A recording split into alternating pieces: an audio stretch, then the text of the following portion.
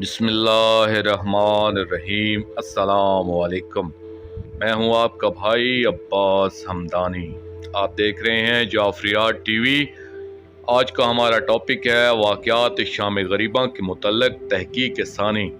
دوستو، جس وقت ہم شام غریباں کے وقت ہونے والی مبینہ بے حرمتی کے واقعات پر تحقیق کرتے ہیں تو ہمیں اپنے مذہب کے مسلمات یعنی وہ عقائد جو شیعہ قوم کے بنیادی حقیقی اور مصدقہ عقائد ہیں کو پیمانہ بنا کر ہر واقعہ پر تحقیقی کام کرنا لازم آتا ہے، ورنہ انسان اپنے مذہب کے حقیقی اور بنیادی عقائد کو ناسمجھی کی وجہ سے رد کر دیتا ہے اور اسی وجہ سے مذہب سے خارج ہو جاتا ہے۔ یہ ٹھیک ہے کہ جملہ کتب مقاتل میں پاک خاندان علیہم الصلاۃ والسلام کے لٹنے کے واقعات بڑی تفصیل سے اور بڑے دردناک انداز میں بیان کیے گئے ہیں۔ مثلاً زیورات، پاک در، چادریں، مکھنہ ہائے اطہر، شہزادہ امیر قاسم علیہ الصلوۃ والسلام کی پاک دلہن صلوات اللہ علیہا کا جہیز اور باقی سامان کے لٹنے کے واقعات بڑی شد و مد کے ساتھ لکھی ہوئی ہیں۔ ایک ایک چیز کا تذکرہ موجود ہے، مگر انہی کتابوں میں صاحبان مقتل کا واضح اور سچائی پر مبنی تبصرہ بھی موجود ہے، اور یہ تبصرہ شیخ عاملی کے دور سے لے کر علامہ مجلسی اور علامہ دربندی تک، بلکہ موجودہ دور کی مقتل کی کتاب سعادت الدارین تک ہر کتاب میں موجود ہے۔ یعنی ان سب مورخین نے شام غریباں ہی کے ضمن میں شیعہ مذہب کے اس مسلمہ عقیدہ پر نہ صرف تبصرہ کیا ہے بلکہ اپنی قیمتی آراء سے بھی ہمیں مطلع کیا ہے، اور وہ مسلمہ یہ ہے، یعنی ہمارے بنیادی عقائد میں سے ایک عقیدہ یہ بھی ہے کہ وداع نبوت و امامت کو کوئی غیر معصوم نہ مس کر سکتا ہے، نہ انہیں حاصل کر سکتا ہے اور نہ ہی ان پر تصرف حاصل کر سکتا ہے۔ یعنی انبیاء ماسلف علیہ السلام ہوں یا شہنشاہ انبیاء صلی اللہ علیہ وآلہ وسلم یا مولا امیر کائنات علیہ الصلوۃ والسلام یا ان کی اولاد طاہرہ میں موجود معصومین علیہم الصلوۃ والسلام ہوں، ان کے تبرکات اور امانتوں میں سے کسی ایک چیز کو بھی کوئی غیر معصوم نہ تو حاصل کر سکتا ہے اور نہ ہی اسے اپنے استعمال میں لا سکتا ہے۔ اسی عقیدہ اور مسلمہ کے تحت صاحب سعادت الدارین نے چند چیزوں پر تبصرہ بھی کیا ہے۔ مثلاً اپنی کتاب سعادت الدارین کے صفحہ 429 پر وہ لکھتے ہیں کہ ذوالفقار امیر کائنات علیہ الصلوۃ والسلام چوک وداع نبوی میں سے تھی، اس لیے وہ تلوار ذخائر نبوت اور امامت میں مسخور ہو گئی تھی اور لہٰذا اسے کسی نے حاصل نہیں کیا تھا۔ مولا امام حسین علیہ الصلوۃ والسلام کی وہ انگوٹھی جس پر لا الہ الا اللہ عدت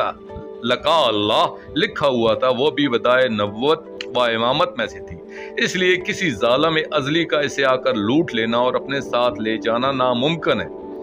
اسی طرح دیگر کتابوں میں پاک مرتجز، امامہ، صحاب وغیرہ کا ذکر بھی موجود ہے کہ ان اشیاء کو بھی کوئی غیر معصوم ہاتھ نہیں لگا سکتا تھا اور نہ ہی اپنے تصرف میں لا سکتا تھا، کیونکہ یہ بھی وداع نبوت و امامت میں سے ہیں۔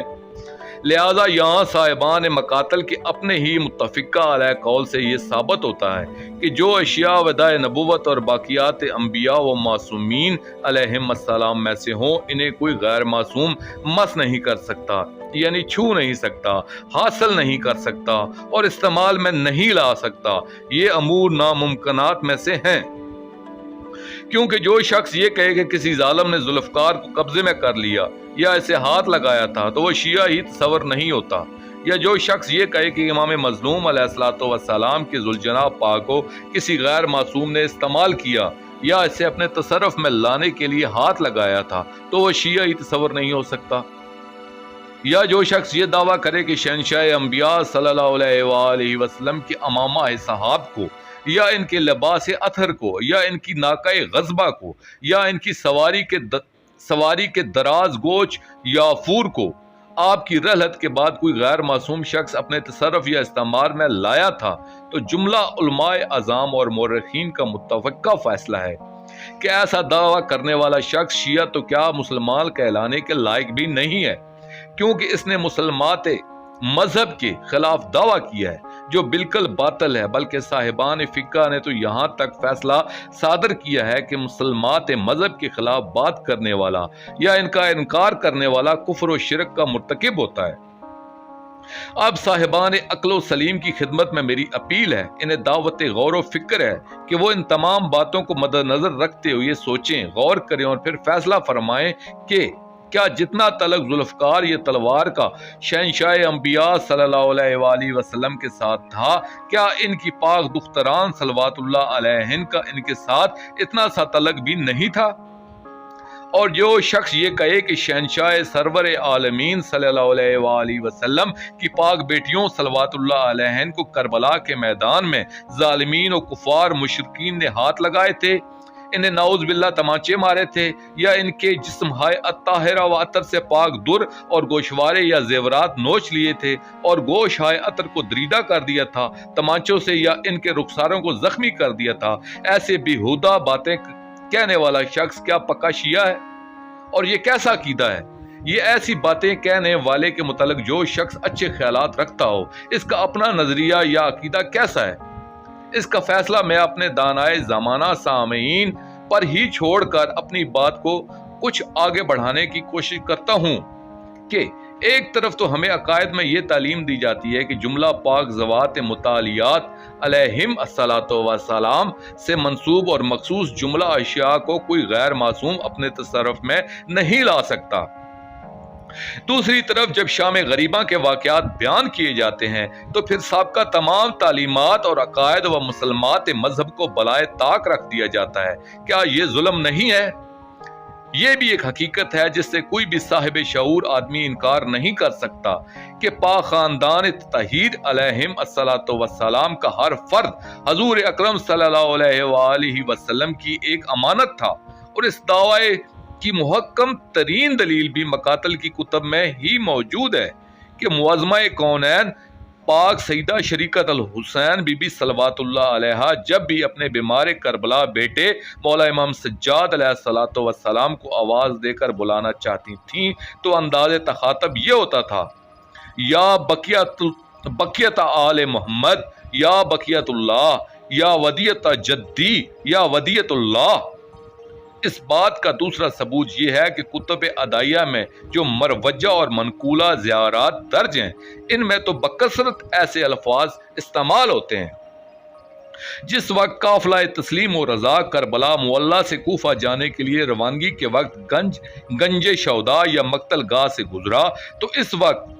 پاک سجاد علیہ الصلوۃ والسلام کی کیفیت دے کر معظمہ کونین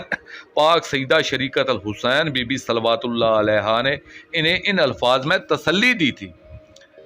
مالی ارائے کا تجود بنفس کا یا بقیت جدی و ابی و اخی، فرمایا اے جد اطہر اور میرے بابا اور میرے بھائی کا واحد بقیہ، میرے لال، یہ میں کیا دیکھ رہی ہوں کہ آپ اپنی ذات سے بھی بے نیاز ہوتے جا رہے ہیں۔ خاص طور پر امام مظلوم علیہ الصلوۃ والسلام کو ودیت نبوت کا خطاب حاصل ہے۔ اب میرے لیے یہ معمہ حل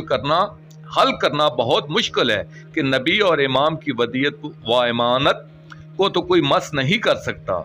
اور جو خود نبی ہے یا امام ہے اس پر لوگ مظالم کے جتنے پہاڑ جی چاہے ڈھاتے رہیں یا جس طرح مارتے رہیں، اس میں کوئی حرج نہیں ہے۔ اگر ہم اس مسلمہ عقیدے کے تناظر میں دیکھیں تو امت کا آ کر خیام فلک کے احتشام کو لوٹنا محال نظر آتا ہے، اور اسی مسلمہ عقیدہ کے متعلق ابھی تک کسی نے یہ نہیں کہا کہ یہ غلط ہے۔ کم از کم کسی ایسے عالم نے تاحال اس کی تردید نہیں کی کہ جس پر مذہب شیعہ اثنا عشریہ کا لیبل موجود ہو۔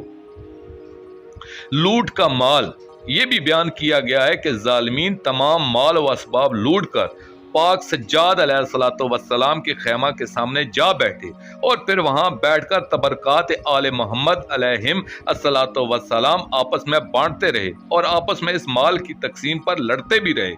مگر سامان کیا تھا اس کے بارے میں مختلف آ رہا ہے، کوئی کچھ کہتا ہے اور کوئی کچھ لکھتا ہے، مگر کچھ روایات میں یہ بیان کیا گیا ہے کہ پاک شہزادہ امیر قاسم علیہ صلاۃ والسلام کی پاک دلہن صلوات اللہ علیہ کی مہندی اور زعفران بھی لوٹ کے اس مال میں شامل تھا، مگر یہ مہندی اور زعفران جب ظالمین کے سامنے پہنچے تو بالکل راکھ ہو گئے تھے، انہیں کسی ظالم نے ہاتھ نہیں لگایا تھا۔ اس پاک مہندی کے بارے میں تو باقی صاحبان مقاتل کی طرح مولوی محمد حسین ڈھکو نے بھی لکھا ہے کہ یہ مہندی راکھ بن گئی تھی۔ بعض روایات میں ہے کہ جن لوگوں نے یہ زعفران استعمال کیا وہ برس کے مرض میں مبتلا ہو گئے تھے، اور جن لوگوں نے پاک پردہ داران وحدت صلوات اللہ علیہن کی سواری والے اونٹ حلال کر کے کھانے کی کوشش کی تھی تو اونٹوں کا گوشت انتہائی کڑوا ہو گیا تھا۔ ایک روایت یہ بھی ہے کہ ان اونٹوں کا گوشت پتھر کی طرح سخت ہو گیا تھا، یعنی ان چیزوں میں سے کوئی چیز کوئی بھی شخص استعمال نہیں کر سکا تھا۔ ان باتوں کو بیان کرنے کا مقصد یہ ہے کہ ہمیں اپنے ممبر پر توہین امیز روایات اور مسلمات مذہب کے خلاف کوئی بات نہیں کرنا چاہیے۔ ہم وقتی طور پر داد وصول کرنے کے لیے یا مومنین کو رلانے کے لیے یا عوام کی نگاہوں میں اپنی اہمیت اجاگر کرنے کی خاطر ایسی روایات تو پڑھ دیتے ہیں، مگر اس کے نقصانات کا خیال نہیں کرتے۔ اس لیے ہمیں اپنی مجالس میں اپنے امام زمانہ اجر اللہ فرج شریف کو موجود سمجھنا چاہیے، تاکہ ان کی موجودگی کا احساس ہمیں صرف اور صرف حقائق بیان کرنے کا پابند بنا دے اور ہماری عاقبت و آخرت محفوظ رہے۔ میری تو یہ بھی دعا ہے کہ مولا کائنات اجر اللہ فرج شریف تمام مومنین اور ذاکرین کو اپنی معرفت اور خالص نیت عطا فرمائے، اور ہمیں مجالس اعضاء کے دوران یہ دعا مسلسل کرنا چاہیے کہ اللہ کرے حق کی صبح جلدی طلوع ہو، جہالت کی یہ تاریکی ختم ہو جائے، تمام راز منکشف ہو جائیں، اور شہنشاہ معظم امام زمانہ اجر اللہ فرج شریف کے نور سے کائنات کا ذرا ذرا جگمگا اٹھے۔ آمین یا رب العالمین۔ دوستو، آخر میں شکریہ ادا کروں گا اپنے مرشد کریم سید محمد جعفر الزمان نقوی البخاری سرکار دامت اللہ تعالی کا۔ یہ مضمون میں نے ان کی کتاب مجالس المنتظرین علی روضۃ المظلومین جلد 4 سے پیش کیا ہے۔ آخر میں اپنے پاک شہنشاہ کی بارگاہ میں دعا کریں گے، اللہ جل یا بقیات اللہ، اللہ جل یا حجت اللہ، اللہ جل یا ولی المظلومین، اجل اللہ تعالی فرجک وصلوات اللہ علیکہ یا ربا محمد وآل محمد صلی اللہ محمد وآل محمد وعجل فرج آل محمد صلی اللہ علیہ وآلہ وسلم۔